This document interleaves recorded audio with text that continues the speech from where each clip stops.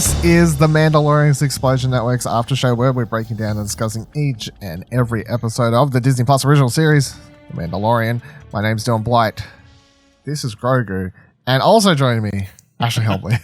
Dylan, I'm excited to be here. Then I saw her face. Now I'm a believer. Not a trace of doubt in my mind. Wow.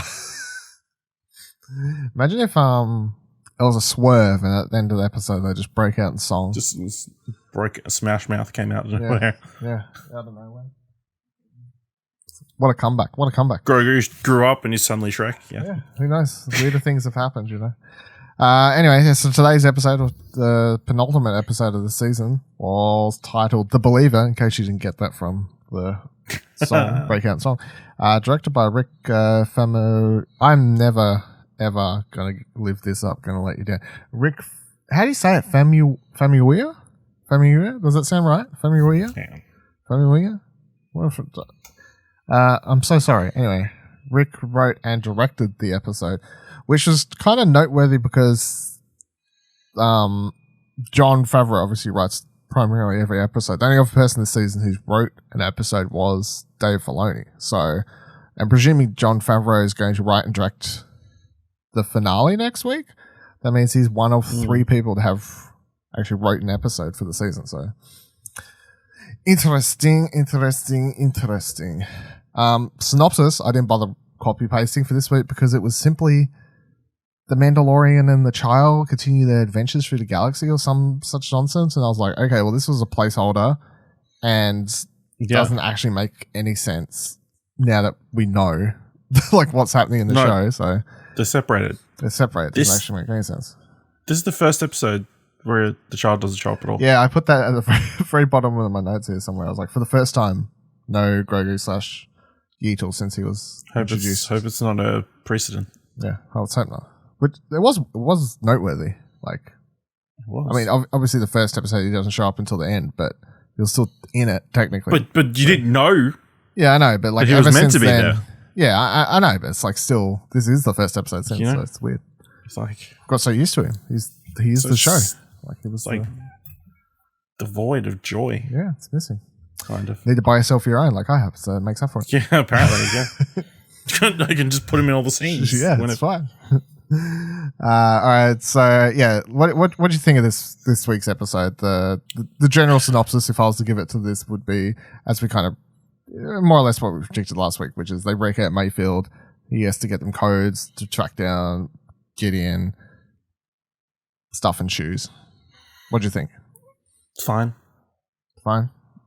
Yeah. You know, I was kind of expecting more. Penultimate? I think Penultimate. You expect a little bit more? Exciting. I guess shit's going to hit the fan next week. You know? Yeah, I am. I feel like this episode, if you like it or not, falls heavily on A, how do you feel about Mayfield? B, how do you feel about Bill Burr? Like, isn't that the same question? Yeah. He's just playing Bill Burr in Star Wars, so yeah. Which I find it so funny. Like, there's one part in the episode where, like, they're in the car or whatever you want to call it, the truck thing, and they're driving it, and there's Bill Burr not trying to hide his accent or anything. You know, he's just Bill Burr. Mando, we need the fuck. You know, like it just sounds. It's like it's just Bill Burr. Like very it's not. Boston, Yeah, it's just Boston Bill Burr. Just being like, Mando, we got the thing. Get the hell out of here, Mando. Anyway, it was weird. Yeah, I thought it was an okay episode. I don't think it'll has like some interesting stuff in the middle with discussion about seeing that side of Mayfield and like the regret. And like the fact that he chooses to blow up the facility and he says that line about we all need to sleep at night, or and even all that ties into what they were like when they're driving there and having that discussion about like we're not so different and all this sort of stuff. So like it never really went particularly down that road heavily, obviously. So kind of plays around with some interesting ideas and themes, but overall, obviously there's one interesting segment, but then other than that, other than that, it was mostly a just a little side story. I mean, not filler because it makes sense given where they are, but also I would agree that penultimate episode.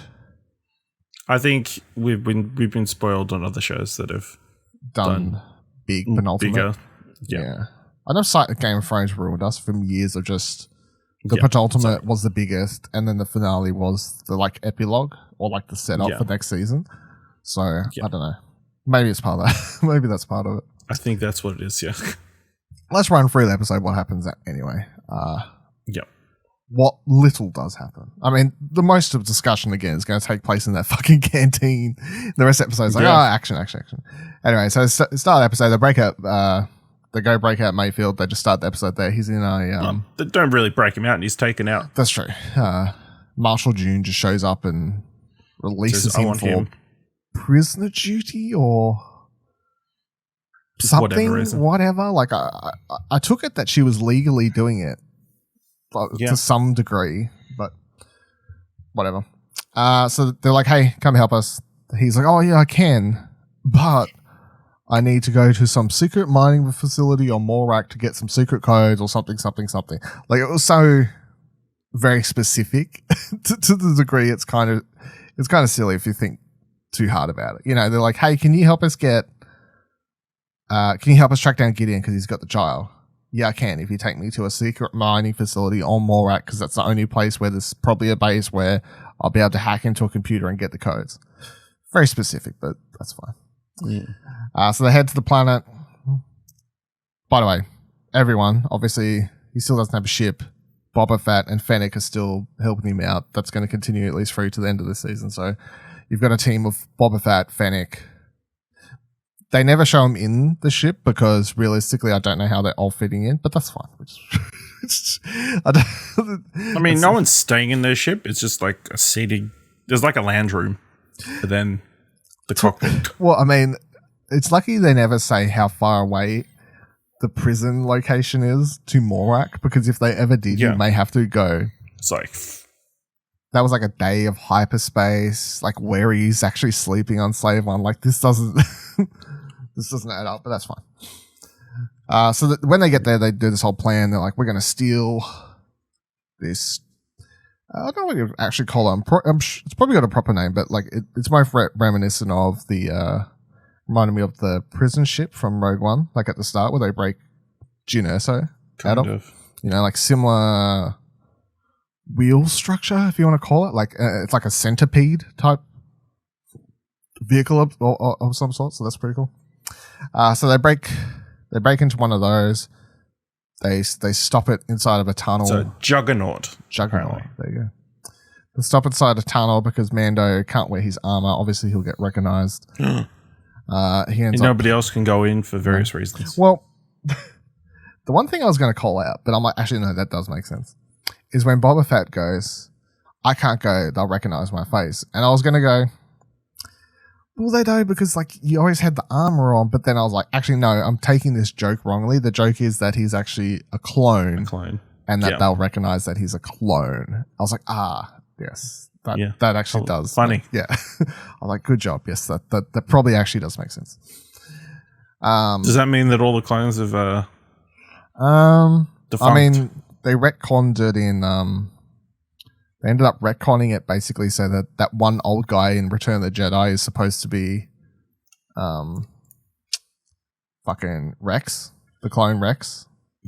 So like that there's like in Return of the Jedi when they break into the facility at the end of the movie, there's like one old guy there. If you ever watch the movie again. We may do a rewatch one day, I don't know. We'll do it for a third, fourth time. When episode 10 comes out. Yeah. But there's like one old guy. You know, like when Han Solo and that break into the base on the planet. Yep. There's like a particular shot where they're all like lining up outside the building or whatever, and there's like one old guy there. For years, there's like a joke, like who's this one random old guy who's like helping the rebellion? And then they ended up like retconning it through Rebels and such that they're like, that guy's actually Rex. That's like the clone because they age faster or whatever. So they could all be dead by now, probably. In canon, they end up. It's sad. Yeah, they end up. So this is something they may cover in that Bad Batch TV show that they just announced properly, officially, which is that the Empire is still using the clones when they take over, but then because they start aging faster and they're not they can't like easily reprogram them for the new empire, like because they were programmed to a certain effort or whatever, and the fact they're going older, faster, or whatever, the empire more or less ditches them, whether that means they actually just kill them all, or I don't know. Like anyway, that show could potentially cover that. They steal the cargo shuttle. What did you say it was called? Juggernaut. They steal that. Inside, they have this whole scene where Mayfield. Oh yeah, the Mando is wearing the armor. The whatever stormtrooper armor of some sort. Yeah. They have this whole back and forth scene where Mayfield's basically trying to guilt trip him and be like, "You're not so different than me," and which doesn't really go anywhere because it's all just set up for later in the episode, really. Anyway, these pirates trying to. I didn't really. What were they? What was their actual? So my understanding is they're the rightful owners of the land, and they're trying to screw over the Empire by destroying the vehicles carrying the Rhydonium. Yeah, highly explosive stuff. But highly explosive stuff. Yeah. Seems like a suicide mission, though, right? Like the way they're going about it. Kind of. Well, I mean, normally someone isn't on top of the Juggernaut when they attack it, I don't think. Normally the stormtroopers just stay inside, shoot from a distance. So when they put the grenade down and flee, normally they get away. Maybe they get away, yeah. I don't know. That was one thing I was like confused about. I'm like, he's just suiciding this or what's the go? But yeah, so that makes sense. Empire took over their planet. Anyway, unfortunately, the Mando has to kill a bunch of for the greater good, which is an interesting dilemma. But the show's probably never going to delve into that too much. Cool little fight scene. All of this reminded me a lot of like Rogue One action scenes, really, or even like Han Solo, like spin-off Star Wars stuff, more so than especially like the Han Solo heist scene, obviously, where they're on top of that. The train, yeah, they're on top of that, and pirates come in then to try and steal their stuff. So similar sort of thing. Although the barrages, whatever barrages things they're on, reminded me of Return of the Jedi, like the smaller ones you see off around when they head out into the desert to kill Luke and stuff. Reminded me of like smaller ones of those. They win though, and they fight their way back. They arrive at the facility. They get saved by the Empire. Yes, well, they're coming in, and the Empire runs out and saves them. Which it's quite interesting. The music they play there is actually like the cheery, like Imperial, music, but it's obviously a weird dichotomy because it's the Empire. Anyway. So they save them, and then they're all saluted and good job, team. Did so well. They officially get inside the facility. Mando obviously still keeping his helmet on. Mayfield high-fiving people and saluting and doing what he can.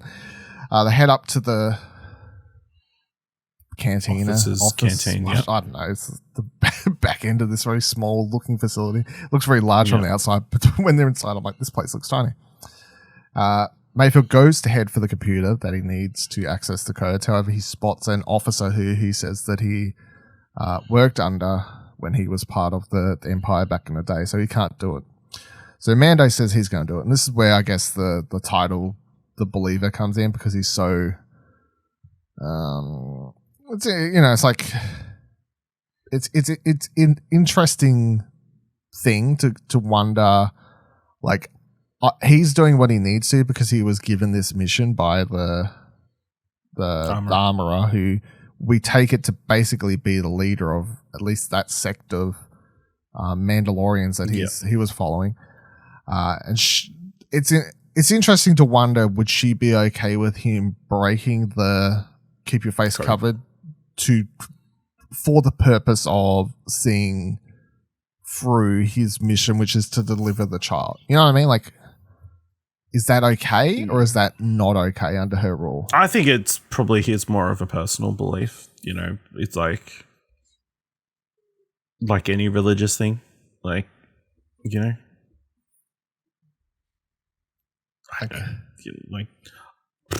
probably the hardest thing I could probably think is obviously gay people, obviously with like hardcore Christianity,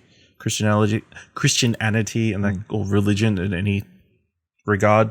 Like they can have those thoughts but never kind of act on it. Is the teaching the teachings that a lot of these places have in that kind of stuff. So similar kind of thing to like a very lower extreme.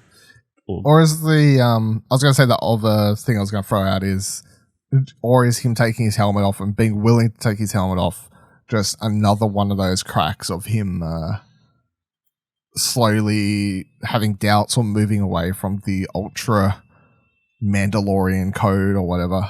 You know what I mean? Because obviously this season has thrown out a lot of, being introduced to Bo-Katan and all these other people who are like, hey man, you don't actually need to do that. Like that's you're following a fucking cult, by the way, in case you didn't know. I mean, Bo-Katan literally calls them like a cult, so yeah. Or is he just doing it because he had no choice? I mean, he literally had no choice, so it's interesting. But we do get to see Pedro Pascal's face for the first time this season. It's funny if it's becoming like a one season deal. Like once a season you get to see Pedro Pascal's actual face. That's how they can afford to have. They can only afford his face for one episode a season. Didn't they say for this season he did more of the actual like on-set stuff compared to the first season? Yeah, but he charges extra to have his face on screen. Maybe that's how it is. It's funny, like so many people. I still wonder how many people who never watched like Game of Thrones or Narcos or anything, like every time they see him, like, oh yeah, that's what he looks like. Don't even know. Like it's just like some random guy. Yeah. Don't even know who he is. Anyway, this whole scene was the best part of the episode. Obviously, it was cool to see him without the helmet because we never see it. It was cool to see him and Mayfield and that officer have that sort of backward and forward.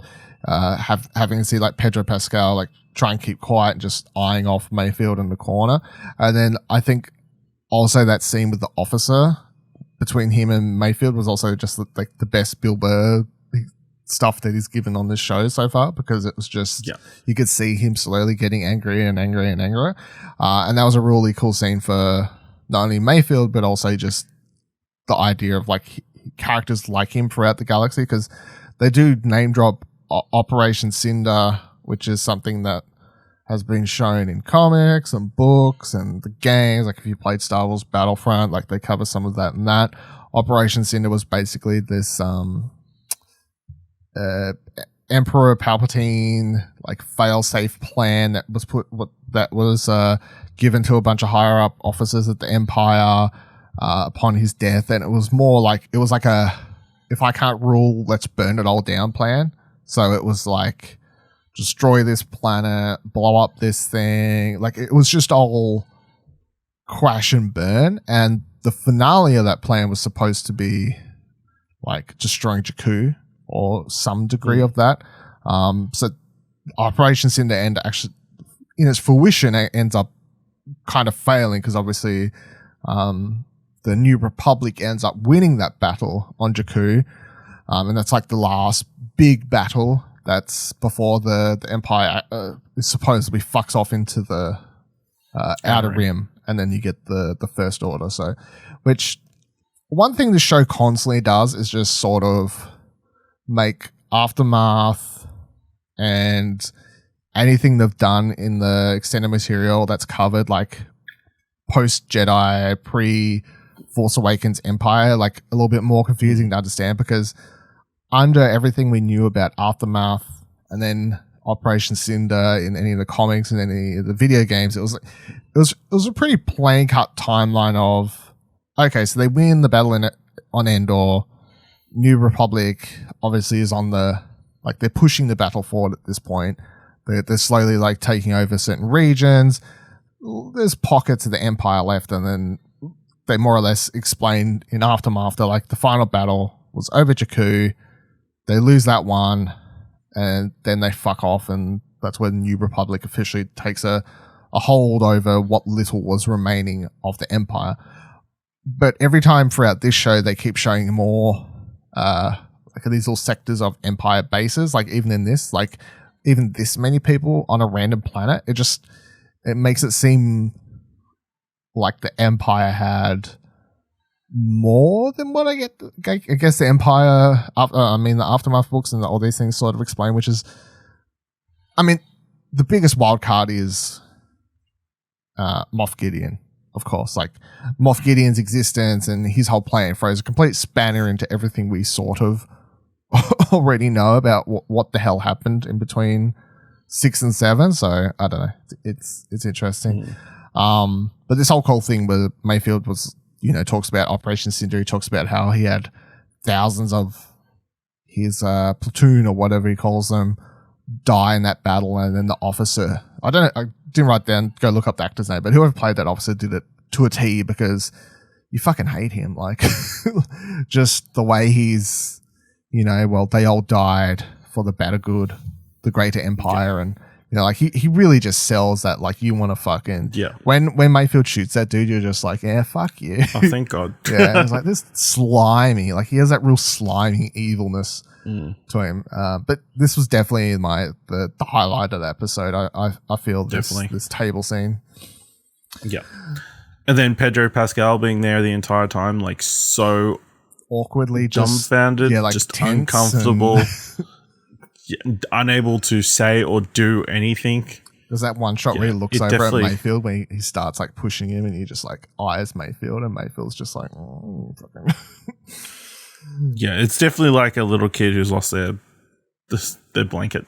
Oh, which does remind me. Shout out to when he's fighting on the Juggernaut, and he goes to fire his blaster, and then like it doesn't fire, and like I feel like most people who ever think about blaster weapons in Star Wars, he kind of looks at it and goes, these things run out, like, like to a degree, he was like, what, this thing? Yeah. Because in Star Wars, you never see them, obviously you never see them reload weapons or whatever. If you play like Star Wars Battlefront or anything, they have, they overload, but you don't need to like reload them or anything. So I think it was the first time I've seen it in Star Wars where someone's been like, what the fuck? It's not working. So I thought that was funny. So obviously, he shoots officer, all hell breaks loose, end up having to shoot their way the hell out of there somehow. Fennec and Cara Jr., of course, got their sniper rifles and sniping people from up on the hill. And then they escape to the roof. People are still chasing them. Slave One / Boba Fett ends up flying in for the save. And then when he gets in, you see Slave One. Well, hold on. One thing I forgot to mention, I just remembered I wrote down here. I love the line when they start shooting their way out, and then Mayfield chucks the helmet to Boba Fett, and he's like, you did what you had to, I never saw your face. Like, which, call back to their discussion in the car about him, we're not so different, you just do what you have to do to survive. To survive, yeah. And then also the fact that he was willing to be like, I never saw your face. Like, it kind of just shows a more humane, likable side of Mayfield compared to like the straight scumbag. To what we saw in the first time. We saw him. Like, definitely a little bit more likable this one, especially with like lines like that and stuff. So they fight their way to the roof. They do like super fan service here, but I appreciated it nonetheless. Moment where they finally get into the ship, and then Slave One takes off into the air and it drops that proton bomb, and it lets out like the sound it makes and just the explosion. Like, it's so that in case you don't recall, Ash, this is classic Star Wars Episode 2, Attack of the Clones, when Obi-Wan is trying to chase Jango Fett, and then he keeps dropping these proton bombs, and they keep letting out these really cool sounding like explosions in space and like exploding around the minefields and stuff. That's exactly what we just saw here. Sounds fucking awesome. Cool moment. I guess for people who actually like the prequels, it was cool to see. Which is the funny thing about actually Boba Fett being back in the show. Like, so like OG Star Wars fans love Boba Fett, but Slave One as a ship is actually like a prequel thing. So it's like a weird combination meshings, of both things. It's interesting. So they of course save the day, and then when they get in, Mayfield picks up a sniper rifle. He actually, I should have wrote down what he actually says the proper gun name, so like, just hand me the whatever. But he takes this amazing crack shot where he fucking shoots the whatever it was I was carrying. Listen, trust the Empire to leave a tiny little gap in which somebody could fire one shot. They could destroy the entire thing. See, I like to think that he purposely parked with that much outside of the building for later. That's my retconning in my head. Yeah. So it was a cycler rifle. There you go. Fucking just for got to get all the references right for the nerds. Boom. Up goes the facility. Really cool. Didn't know he had that shot, but appreciate it. Even Cara Dune and Fennec appreciated it. They all land, and then you have this cool scene where Fennec's like, all right, Officer June, whatever her name is now, Sheriff June. What is it? Like Marshal June, sorry. Marshal June. It's like, all right, Marshal June, take me back. And then her and Mando are like, it's a real shame he died in that explosion. It's a real shame that Mayfield or Prisoner 22, whatever, died in that explosion. I just like it was kind of funny. Like this was good Bill Burr, like just comedy of just underwear. Like he's just like, are you for real? No, it's real pity you died. Okay. If you guys aren't gonna say anything, I'm just gonna walk away. And then just like looks back silently, keeps walking. I like this. This was good. It was good. Nice ending. Nice ending. Yeah. Well, yeah, nice ending for them. And of course, the final episode, final scene of this episode was cut to Moff Gideon. Someone's like, "Hey, you got a transmission? You got a fucking carrier pigeon?